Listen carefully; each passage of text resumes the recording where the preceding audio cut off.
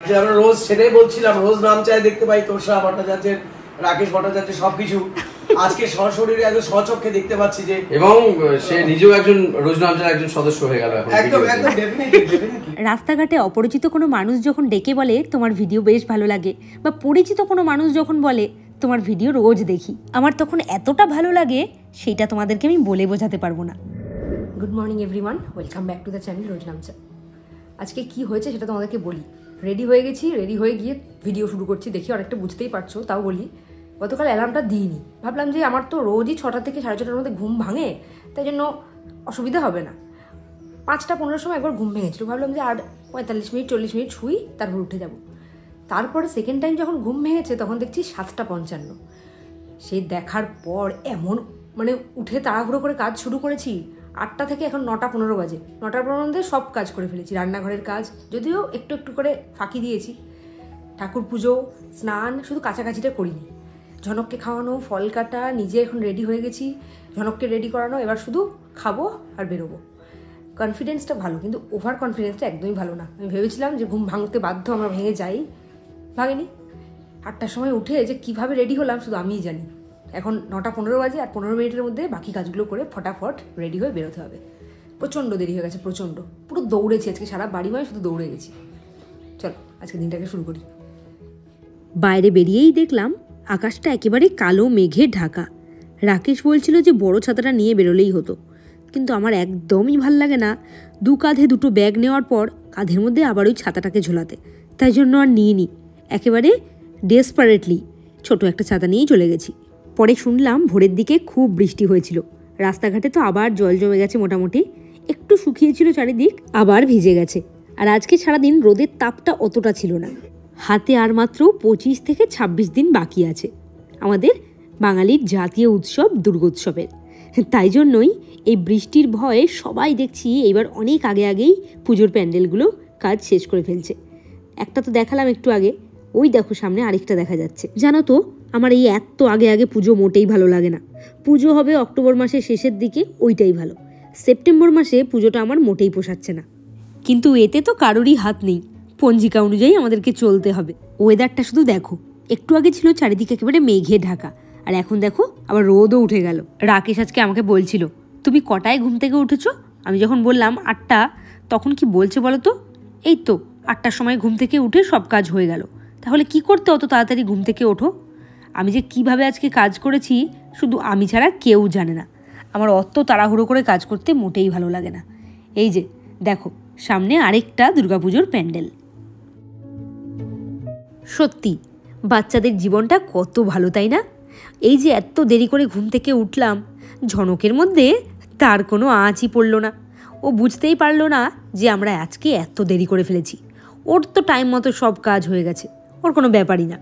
আর দেখো কাণ্ড, দিয়ার বাড়িতে ঢুকে আনন্দে নাচ করতে লেগেছে।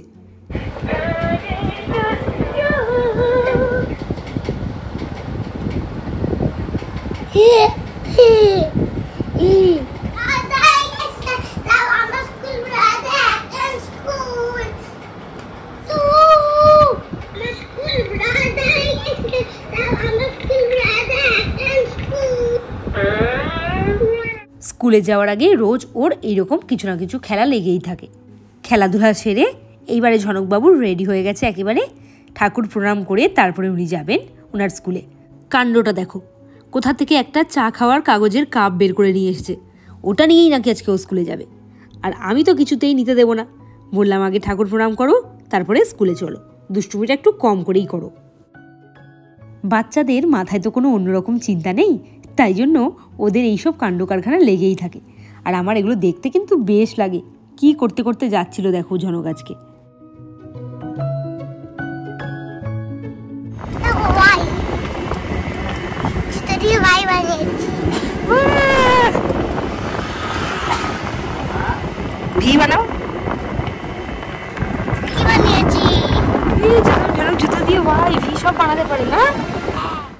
আমি ঝনকের সাথে এইসব খেলতে খেলতেই যাচ্ছিলাম ওকে নিয়ে স্কুলে। ঝনককে স্কুলে নিয়ে যাওয়ার পথে এই জায়গাটা আমার বেশ ভালো লাগে, তাই তোমাদের সাথে কিছু শেয়ার করলাম। আগামী দিনে ভবিষ্যৎ গড়বার ক্ষেত্রে এক কার্যকরী শিক্ষা গ্রহণ করতে চলেছে রাস্তাঘাটের এইখানে ওইখানে রাকেশের গলা শুনতে পেয়ে বেশ ভালো লাগে। কিন্তু এরপর থেকে রাস্তাঘাট এতটাই ভাঙা, একটু স্পিডে চালানোই যাচ্ছিল না ভ্যান, তাই জন্য ওই টোটোটা অনেকটা দূর চলে গেছে, আর শুনতেই পেলাম না। এই দেখো, আমার স্কুলেও কিন্তু আমার টুইন স্টুডেন্ট আছে। ওদেরকে আমি এখনো পর্যন্ত চিনি না, যখন ডাকার দরকার হয় দুজনকে একসাথে ডাকি। ঝনক কিন্তু স্কুল থেকে ফিরে গেছে, কিন্তু আমার কাজ তখনও শেষ হয়নি। মা বাবা যতদিন আছে ততদিন এইরকম সুন্দর সুন্দর রেসিপি খেয়েই যাই। এটা হলো কচুর ঘন্ট। কচুটাকে ঘষে নিয়ে তারপরে মাছের মাথা দিয়ে ঘন্ট করেছে। আর মুসুর ডালটা তো আমাদের মেনুতে রোজ থাকে। ঝনকের আবার ডাল ছাড়া চলে না, তোমরা তো জানোই। আর তার সাথে ছিল গঙ্গার 5 মেশালি মাছ। এই বর্ষায় দারুণ মাছ উঠেছিল, একসাথে অনেক রকম মাছ আজকে খেলাম। যেমন ভালো হয়েছিল রান্নাটা, তেমন ভালো ছিল মাছগুলোর টেস্ট। হঠাৎ করে প্ল্যান হয়ে গেল আর হঠাৎ করে রেডি হয়ে গেলাম। ঝনক তো এসে ঘুমিয়ে পড়েছে, ভাবলাম যে তাহলে যাওয়াই যাক। আজকে রুম আর শুভমদা যাচ্ছে জুডিওতে, তাই আমি ভাবলাম যে আমার তো কিছুই জামা কাপড় কিনিনি, দুটো শাড়িই হয়েছে, একটা মা দিয়েছে একটা রাকেশ দিয়েছে। যতবারই গেছি শপিং করতে নিজের জন্য কিছুই কেনা হয়নি, যদি কিছু পছন্দ হয় তাহলে কিনতে পারবো, তাই জন্য ভাবলাম একটু যাওয়া যাক। আজকে যাচ্ছি কাঁচরাপাড়ায়, রেডি হয়ে গেছি পুরোপুরি, 3:30টার সময় বেরোবো, এখন বাজে 3:15। তোমাদের সাথে সবই শেয়ার করবো। চলো কী কী কিনলাম, যদি পছন্দ হয় তবেই কিনবো, না হলে যে কিনতেই হবে এরকম কোনো মানে নেই। গত রাতে তো বেশ ভালো বৃষ্টি হয়েছে, আর একটু আগে মানে ধরো ওই 1:30-2 নাগাদ থেকে বেশ জোর বৃষ্টি হয়েছে। রাস্তাগুলোতে আবার জল জমে গেছে। নিচে এসে দাঁড়িয়েছিলাম, ওয়েট করছিলাম, এই যে এসে গেছে রুমরা। আজকে কিন্তু আমরা নিজেদেরকে একেবারে রাজা মনে করছি। আমিও বাড়িতে ঝনককে রেখে এসেছি, আর এদিকে রুমও বাড়িতে চেরিবেরিকে রেখে এসেছে। আজকে একেবারে স্বাধীনভাবে কেনাকাটা করব, কত দূর পারবো ভগবান জানে, কেননা সামনে আমরা আটকে গেছি। এই যে একটা গাড়ি, একটা বাস আটকে গেছে রাস্তায়, পেছনেও গাড়ি, জ্যাম হয়ে গেছে পুরো। কতক্ষণে পৌঁছতে পারবো কে জানে। ভেবেছিলাম যে 6:30 থেকে 7টার মধ্যে বাড়িতে ঢুকে যাবো, ওই ঝনক ঘুম থেকে উঠবে আর বাড়ি ঢুকে যাবো রাকেশ অফিস থেকে ফেরার আগেই, কিন্তু মনে হচ্ছে না পারবো বলে। যেতে যেতেই লেগে যাবে মনে হচ্ছে আমাদের 1 ঘন্টা আজকে। অনেক কষ্টে এই জ্যামটা কাটিয়ে উঠে আমরা দিলাম আবার রওনা কাঁচরাপাড়ার উদ্দেশ্যে। আজ কিন্তু বেশ ফুরফুরে লাগছে মনটা, কেননা ঝনক তো আছে ঝনকের দিয়ার কাছে, কোনো রকম ঝনকের চিন্তা নেই। বিয়ের আগে যেমন ঝাড়া হাত পায়ে ঘুরতাম, আজ অনেকটা ওই রকমই লাগছিল। রাস্তার দুধারে ঝোলানো পাট আর চারিদিকে দাঁড় করানো পাটকাঠি, কি ভালো লাগে এই সময়টা। এরকম দেখলেই মনে হয় যেন পুজো আসছে। কল্যাণীতে তো প্রায় ঢুকেই গেছি, আর মাত্র একটুক্ষণের রাস্তা, তারপরেই দেখা যাক না পুজোতে কি কি কিনতে পারি।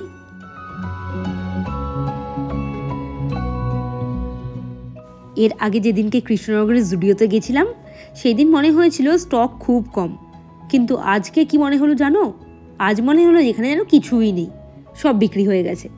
জুডিওর জিনিসগুলো না, দুবার গিয়ে একটা জিনিস বুঝেছি, বেশ দাম বেশি। ঢুকে প্রথমেই আমরা ট্রায়াল দিতে শুরু করলাম জুতো, কিন্তু দুর্ভাগ্য আমাদের একটা জুতো সাইজ পেলাম না। তারপরে এলাম এইখানে, যেগুলো পছন্দ হলো সেইগুলো নেই। কি বলবো বলো, যা পছন্দ করছি দেখছি তাই নেই। এরপরে চলে গেলাম এথনিক সেকশনটায়, কিন্তু সেখানে যা দাম দেখলাম সেই তুলনায় জিনিসের মান একদমই ভালো লাগলো না। জুডিও থেকে মন খারাপ নিয়ে বেরিয়ে তারপরে আমরা গেলাম আরেকটা শপিং মলে, স্টাইল আপ। এখানে কিন্তু জিনিসপত্রগুলোর দাম বেশি হলেও বেশ পছন্দসই পাওয়া যাচ্ছিল। এইখান থেকে বেশ কিছু শপিং করলাম, তারপরেই বেরিয়ে গেলাম আমরা বাড়ি যাব বলে। কিন্তু শুধু বাড়ি চলে যাব কি করে হয়, একটু কিছু তো খেতে হবে। দাঁড়িয়ে পড়লাম আমরা এই ফ্রাইয়ের দোকানটাতে। আমরা এখান থেকে নিলাম fish batter fry, fish fry আর তার সাথে ক্রিসপি চিকেন। কেনাকাটা করতে এসেছি, খাওয়া দাওয়া করবো না তো হতেই পারে না। এক গাদা জিনিস অর্ডার করে দিয়েছি।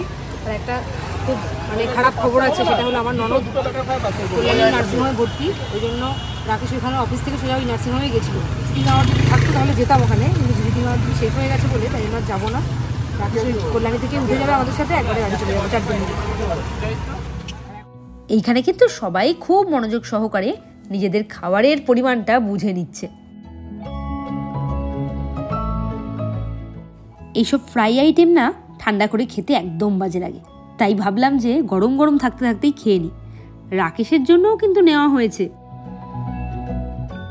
ওই ফ্রাইড আইটেমগুলো আমার ভাগেরটা আমি খেয়ে নিয়েছি। এই যে কল্যাণী থেকে রাকেশও উঠে গেল আমাদের গাড়িতে। এইবারে আমরা যাব বাড়িতে।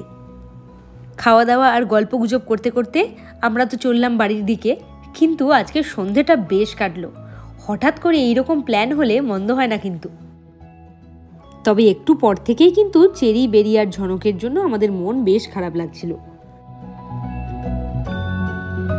Chicken, fish batter fry, fish fry সব খেয়ে দিয়ে এমন বমি বমি লাগছে, আমি পেয়ারা খাচ্ছি।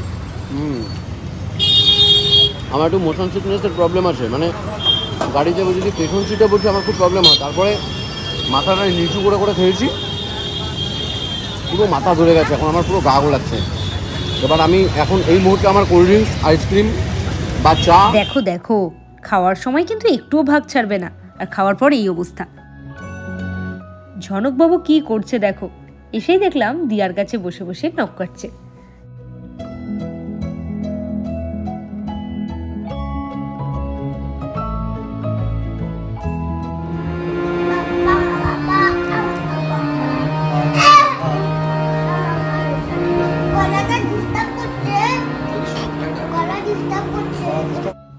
গান করতে এসে ওর গলা নাকি ডিস্টার্ব করছে।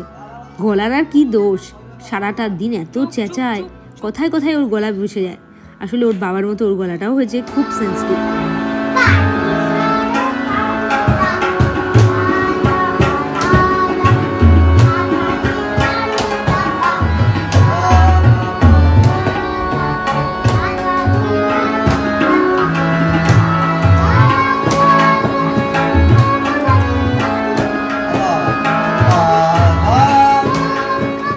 আজকে এতটাই টায়ার্ড ছিলাম, ঝনক যখন গান করছে আমি বসে বসে একেবারে ঝিমোচ্ছিলাম।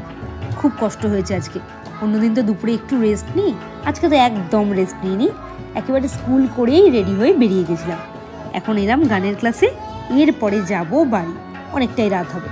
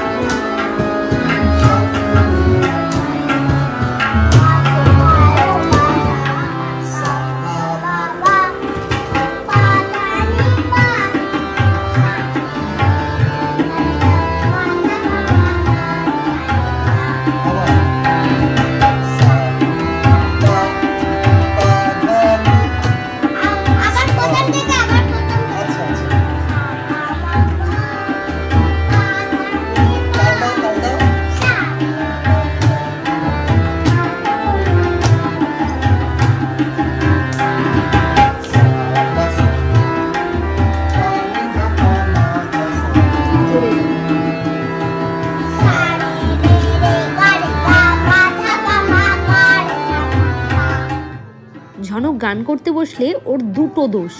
একটা হলো কিছুতেই ও স্ট্রেট হয়ে বসবে না, একেবারে কুজো হয়ে বসবে। আর সেকেন্ডটা হলো গান করার সময় মাথাটাকে উঁচুর দিকে করে রাখবে, মানে আকাশের দিকে। ওই জন্য গলায় খুব প্রেশার পড়ে, কিন্তু সেই কথা আর কে বোঝাবে ওকে। ঝনক তো গান করছে, আর ওইদিকে তবলাকে বাজাচ্ছে দেখতে পাচ্ছ, ঝনকের বাবা।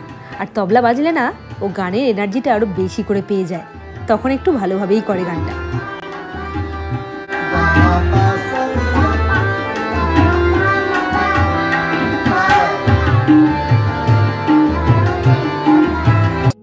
আমরা বাড়িতে ঢোকার সাথে সাথেই বাড়িতে কে এসেছে দেখো। আমাদের বাড়িতে এসেছে হচ্ছে জনপ্রিয় সঞ্চালক মিস্টার শিবু দত্ত। ঠিক আছে, শিবুদাকে চাকদায় কেউ চেনে না এমন কেউ নেই। শুধুমাত্র চাকদা না, নদিয়া জেলা তথা মানে সর্বোচ্চ বিরাজমান তিনি। তা তিনি এসেছেন, একটা রেকর্ডিং আছে শিবুদার। আর ওই যে আরেকজন এসেছে, একে তো সবাই মোটামুটি চিনে গেছে, রোজই আসছে আমাদের বাড়ি, রোজকার অতিথি। আর আজকে আমি রেকর্ডিং করতে এসেছি ঠিকই, আমার ভোকালেই করব। এটা আমার ফার্স্ট রাকেশের বাড়িতে আসা, কারণ সারা অল ওভার ইন্ডিয়াতে রাকেশেরই চলে।